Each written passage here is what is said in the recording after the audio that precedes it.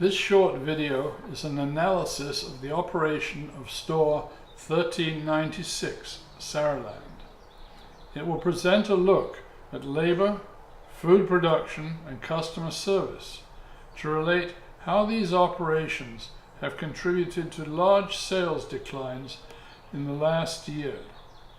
In 2019 alone, the store has gone from positive sales of 5% to February's negative sales of 14%, or a 20% swing in the wrong direction. The first section of this video will show labor, that is, the labor planner requirements versus actual shifts worked. Using Saturday, March the 23rd as a typical example, we see that the store was critically understaffed during our key business period. This is the red area, showing as many as 3 employees short over a 2.5-hour period. The yellow areas show the times that the store was overstaffed. A total of 5.5 hours of wasted time took place on this Saturday. The blue area shows understaffing in non-critical periods.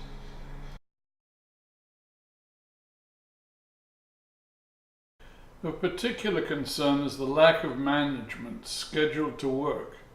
The green area shows the number of managers and shift leaders on duty on March 23rd. The 2 hours of having no managers between 11 o'clock and 1 is unacceptable, and during our business hours there must be 1 person at the front of house and 1 at the back of a house as a minimum.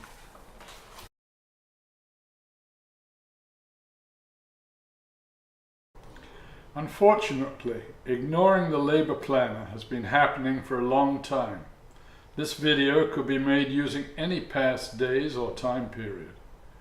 We are just showing a recent week, focusing on March 23rd, 24th and 27th, so you have a clear reference upon which to improve.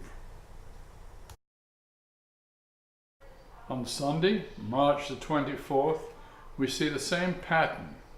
Not enough employees to serve our customers during the busiest times, and too many employees when the store is not busy.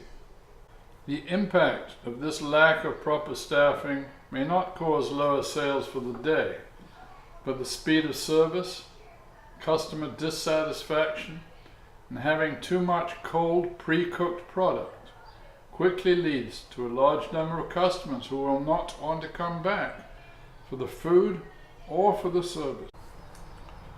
And here we see no managers during the peak times from 9 to 10:30, and still no managers from 10:30 to 1:30. A total of 5 hours management free. This is against all policies and all procedures. Although almost every day's labor planner has not been met for the last few months, I will conclude this labor analysis with a quick look at Wednesday, March 27th. It's not much different on Wednesday from any other day. On this particular Wednesday, you failed to schedule 7 hours of crew production during the critical business times. The store had 4 hours of unnecessary staff and 5 hours of non-critical staff shortages. The levels of management on Wednesday were better, except once again these were not scheduled to match the times of high volume shown in the labor planner. So it's all very well to have more staff on hand, but they need to be scheduled at the right times. In summary, this chart shows the planned sales versus the actual sales for March 23rd, 24th and 27th. The light orange shade shows the results for critical business levels between 7 and 10:30 a.m. and the green area shows the 10:30 to 1:30 period. It shows, without a shadow of doubt, that the labor planner perfectly matches required labor levels to each time period. It also screams out that if we staff properly to the high-level sales periods and give our customers hot food served quickly and served with a smile, these customers will return again and again, and business will grow.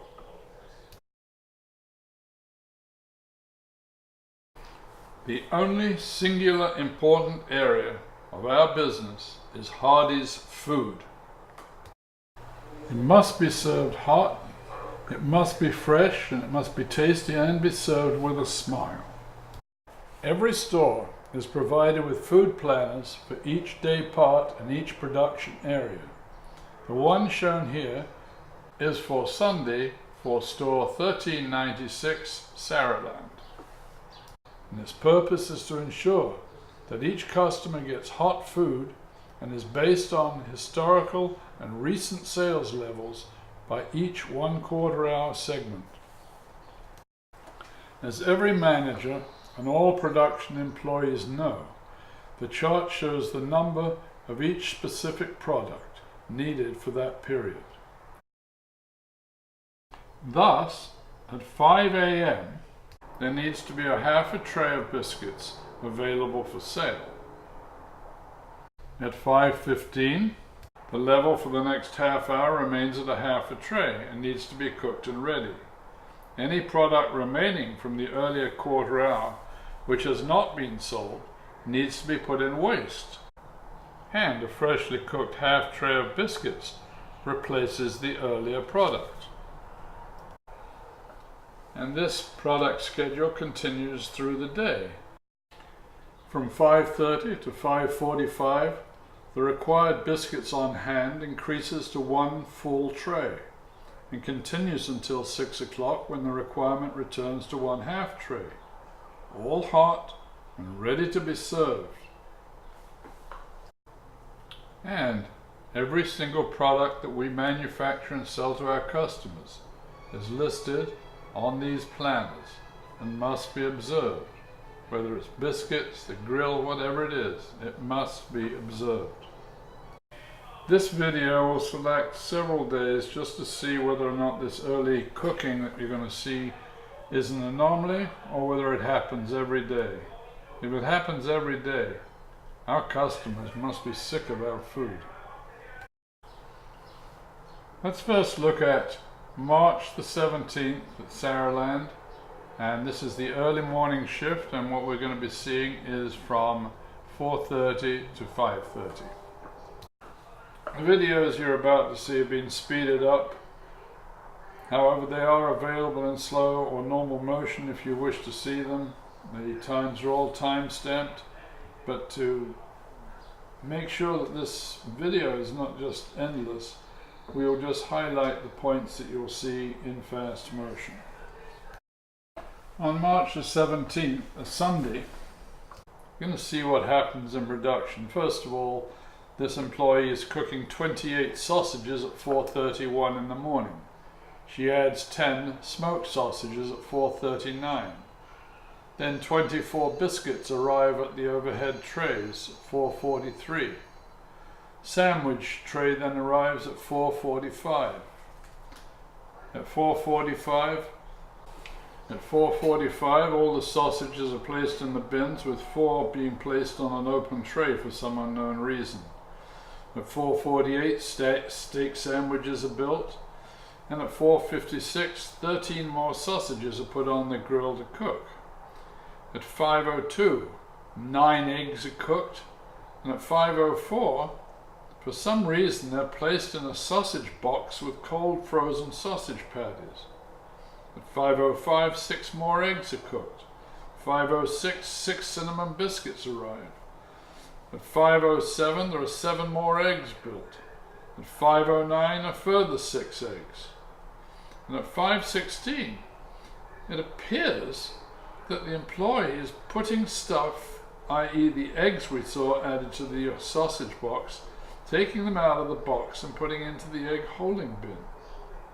This is a disaster just waiting to happen. And so on the 17th of March, there was nothing built to schedule. everything is built almost guaranteeing that it's going to be cold when it's served to the customers. It's going to be sitting in the bins getting greasy and horrible. Absolute disaster. And if you think that there were sales waiting to be filled by any of these orders, here is the sales results all the way up until 5:30 that day. A total of 2 sales for all of that product. It's just unacceptable. On Saturday, March the 23rd, 1 week later, it's the same old. Extraordinary amounts of product being made, oblivious to the production charts. At 3:30 a.m. there are already 28 sausage patties being cooked. At 3:33, 3 trays of bacon appear. At 3:39, 16 more sausage patties are placed on the grill and maybe 6 smoked sausages. The first tray of biscuits arrive in the holding bins at 3:42. At 3:47, 9 eggs are prepared. And then at 3:50, 9 omelets were prepared. 3:53, 10 more eggs are cooked. At 4 o'clock, a dozen more sausages are cooked. And if you look at the holding bins, you'll see product starting to pile up there. In fact, the biscuits stayed on the shelves until 4:23. That means they were held there for 41 minutes and must have been cold and nasty by the time they were served. And as for sales, we had 3 orders, one at 4:01, one at 4:26, and one at 4:31, with all that cold product just waiting to be given to them. We continue with the look at early production at the back of house, and every day is the same. Here on March the 29th, the employee is making product, ignoring the production charts. It is 4 a.m. in the morning. Trays of biscuits are in the bins.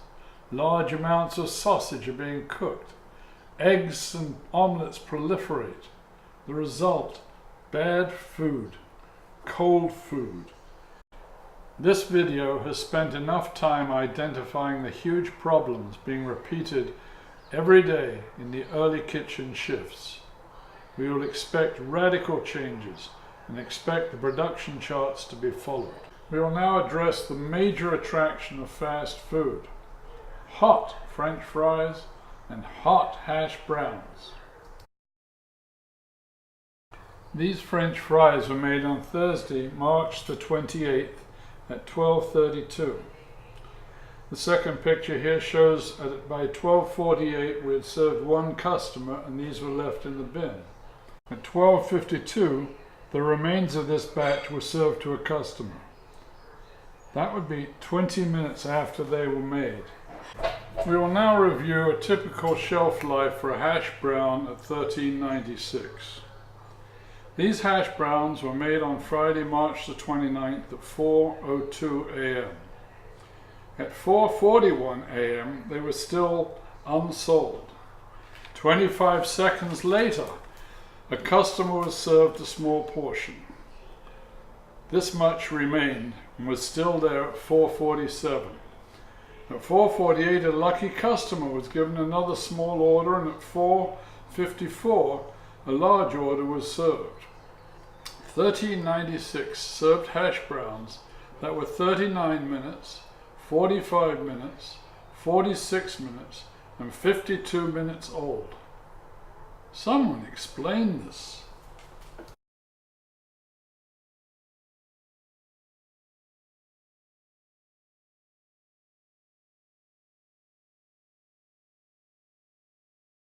This last section deals with customer service and provides a good example of how our customers are served and view us. Our goal is for polite, courteous service done quickly and accurately and with a big smile. In the interest of brevity, some of the customer service videos are speeded up. Probably one of the best features of $13.96 is the customer interface between the staff and the customers, who obviously enjoy coming to the store. There's a family just about to come in with a nice smile, and everyone seems to be getting on well.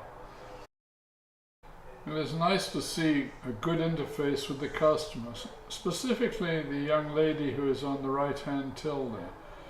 She is being pleasant, customers are smiling with her, and everybody seems to be getting on very well with the customers. This is very important. The day this was taken is Sunday, the 24th of March. And it's a Sunday, as we'll see in a minute. There's a bunch of families are coming in all dressed up from church. And again, it's really nice to see how well they interface and smile at the young lady at the counter, and the rest of the staff seem to be doing their jobs very efficiently. Overall, this is a pretty good example of good customer service. The store looks very nice and clean.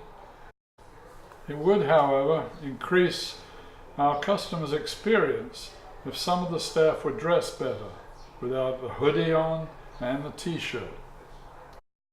On Sunday, March 31st, from 7:30 to 8 a.m., the customer interface is not very good. First, what are these outfits? Are we Bobcats or Hardys? Light blue hoodies? Come on.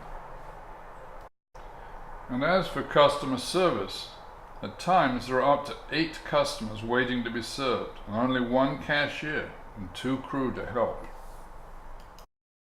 Maybe the total disregard for procedures has caused the chronic shortages of staff during the prime business hours. If it is caused by lack of management or training, the result is the same: cold and poor food quality and bad service. We hope this video has shown the importance of following our policies and procedures, and can energize the managers and crew to improve these 3 critical areas for success, namely, properly schedule labor and food production, and interact more fully with all of our customers. Remember, Hardee's has the best food in the business, and by serving this rubbish, we are destroying our reputation, our growth, our loyal customer base, and ultimately your jobs.